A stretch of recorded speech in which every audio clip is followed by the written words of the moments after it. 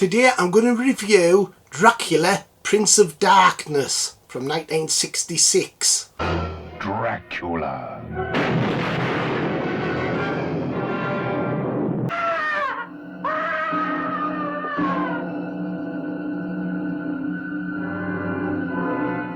I must kill him. He is already dead.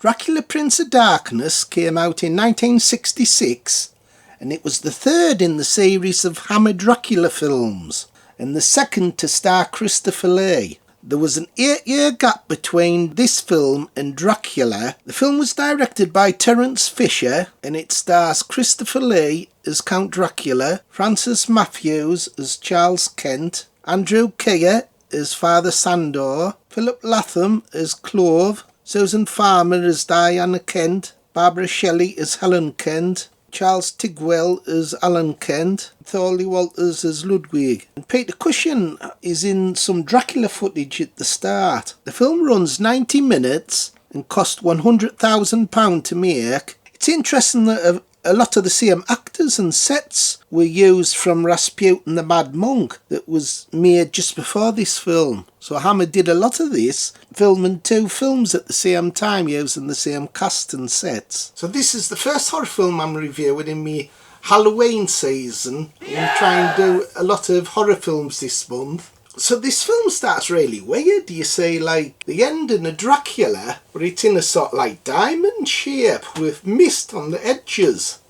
That's because the film ratio was a different ratio to this film, but they wanted to use footage from Dracula just to remind the audience what happened. The plot of this film is quite simple. It's just these 4 people, 2 brothers and the 2 wives, go to visit Castle Dracula. One of them gets sacrificed to resurrect Dracula. His servant resurrects him. Then you get your standard vampire action. Quite a dull story, actually.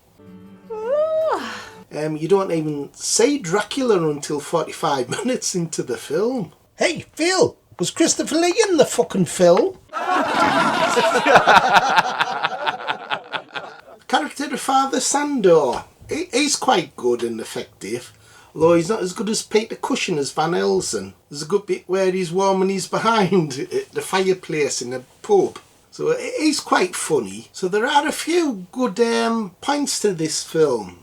Barbara Shelley's good. She's like a stuffy, stuck-up woman. But when she turns into a vampire, she's like this sexual woman. So there's like a big difference between before she's vampirised and after she's vampirised. And also the staking of her, that's quite well done. And you even see a little bit of blood when the stake goes in her. She was probably the best bit of this film, actually. And also 45 minutes into the film you actually see Dracula's resurrection, where one of the men gets sacrificed. Clove, Dracula's servant, slits him open, and you see quite a lot of graphic blood going into the coffin. And they were originally going to cut his head off and throw his head in. That would have been really good if they'd have done that. But the resurrection scene's really well done. You see a little bit of Christopher Lee, not much of him. There's a lot of mist in the coffin, and then his arm comes out, and it's like bare. So Dracula doesn't have any clothes on.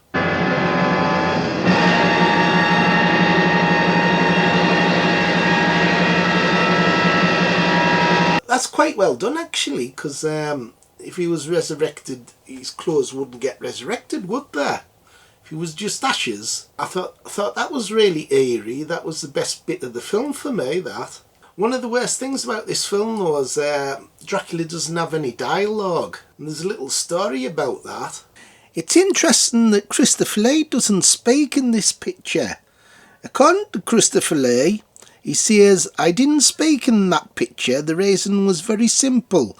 I read the script and saw the dialogue, and I said to Hammer, if you think I'm going to say any of these lines, you're very much mistaken." However, who wrote it disputes this. He says vampires don't chat, so we didn't write him any dialogue.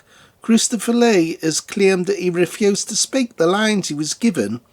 So you can take your pick as to why Christopher Lee didn't have any dialogue in the picture, or you can take my word for it. I didn't write any. So in other words, Christopher Lee made it up. So it looks like Christopher Lee made it up about them not wanting to use the dialogue in the film. Yeah, that bloody Christopher Lee, the lying bugger. He got caught out lying.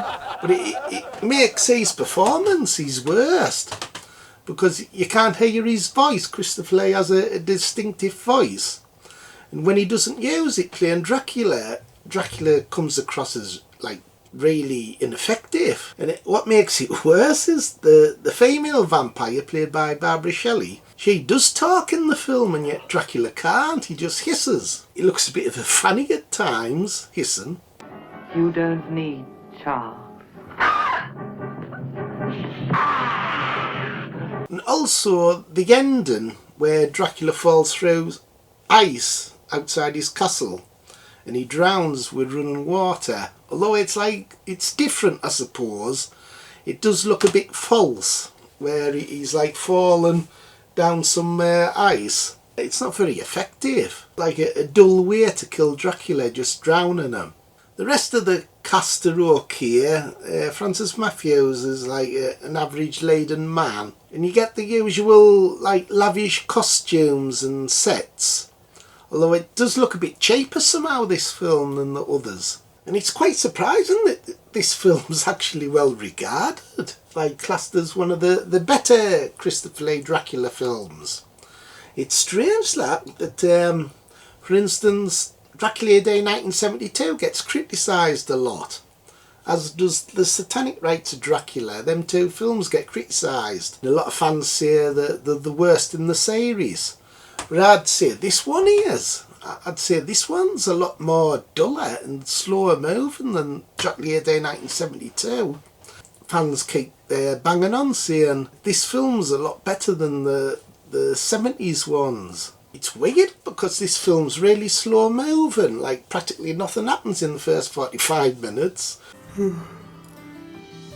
Just looking around Dracula's castle, it's got the speed of a snail, and a snail that's not feeling very well.